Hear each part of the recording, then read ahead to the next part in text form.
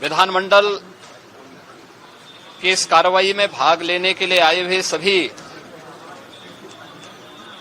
माननीय सदस्यों का मैं स्वागत करता हूं। वर्ष का जो प्रारंभिक सत्र होता है, यह राज्यों के अंदर महामहिम राज्यपाल जी के अभिभाषण से इस सत्र की शुरुआत होती है। इसके अलावा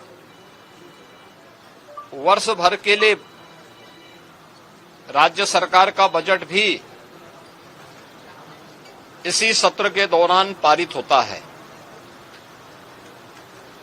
अन्य विधायी कार्यों के साथ ही जनहित से जुड़े हुए, राज्य के विकास से जुड़े हुए महत्वपूर्ण मुद्दों पर भी सदन में चर्चा होती है। आज विधानमंडल के कार्रवाई प्रारंभ होने के साथ ही महामहिम राज्यपाल जी का महत्वपूर्ण अभिभाषण संवेद सदन को महामहिम राज्यपाल जी के द्वारा अपने अभिभाषण के माध्यम से संबोधन होगा। इसके उपरांत कल से महामहिम राज्यपाल के भाषण पर सदन में चर्चा भी होगी। 20 फरवरी को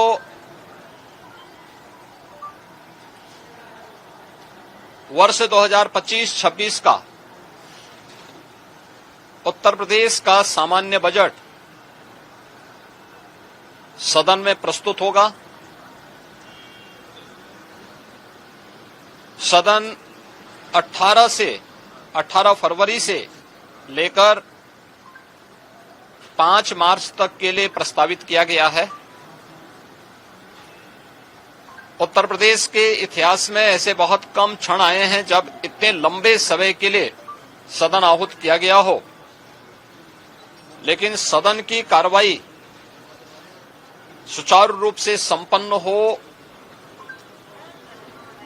यह केवल सत्ता पक्ष का ही दायित्व नहीं होता है, बल्कि विपक्ष का भी उतना ही महत्वपूर्ण दायित्व बनता है। सदन चर्चा परिचर्चा का एक मंच बने। उत्तर प्रदेश के विकास को लेकर के डबल इंजन की भारतीय जनता पार्टी की सरकार ने पिछले लगभग 8 वर्ष के अंदर जो प्रतिमान स्थापित किए हैं वह अभूतपूर्व है। उसकी झलक अभिभाषण के माध्यम से भी और सदन के अंदर चर्चा परिचर्चा के माध्यम से भी देखने को मिलता है। उत्तर प्रदेश के परसेप्शन में आए हुए व्यापक बदलाव देश और दुनिया के द्वारा उत्तर प्रदेश को आकर्षण का केंद्र मानते हुए जो वर्तमान में स्थितियां दिखती हैं, स्वाभाविक रूप से हताश और निराश विपक्ष इन मुद्दों पे चर्चा करने से भागने का प्रयास करता है, सदन की कार्रवाई में बाधा पैदा करने का प्रयास करता है। विपक्ष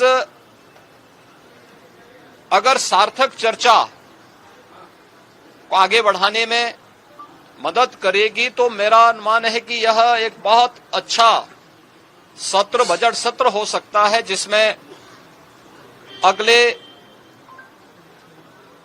5 मार्च तक चलने वाली सदन की कार्रवाई को न केवल महामहिम राज्यपाल जी के भाषण पर चर्चा करने और सभी सदस्यों को अपनी बात को रखने का, बल्कि सामान्य बजट और अनुदान मांगों पर भी चर्चा के साथ ही विधायी कार्यों को संपन्न करने के साथ साथ अन्य महत्वपूर्ण मुद्दों पर भी, जनहित से जुड़े हुए महत्वपूर्ण मुद्दों पर भी प्रभावी चर्चा का एक मंच सदन बन सकता है और माननीय सदस्यों को अपनी बात को प्रभावी ढंग से रखने का एक अवसर भी प्राप्त होगा।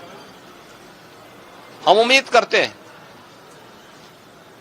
कि हार की हताशा से परेशान विपक्ष अपनी इस खुन्नस को सदन पर नहीं उतारेगा। सदन की कार्रवाई को सुचारू रूप से संचालन करने में एक सकारात्मक योगदान की हम अपेक्षा करते हैं और मैं सरकार की तरफ से आश्वस्त करता हूं कि जिस भी मुद्दे पर यद्यपि अभिभाषण और बजट अपने आप में समग्रता को लेकर के दो महत्वपूर्ण मुद्दे होते हैं जिनमें विपक्ष ही नहीं बल्कि सदन का हर सदस्य अपनी बात को प्रभावी ढंग से रख सकता है, लेकिन इसके इतर भी अगर किसी मुद्दे पर विपक्ष चर्चा करना चाहेगा, सरकार उसका तथ्यात्मक जवाब देने के लिए पूरी तौर पर तैयार है। लेकिन हम चाहते हैं कि एक सार्थक चर्चा का मंच सदन बनने चाहिए।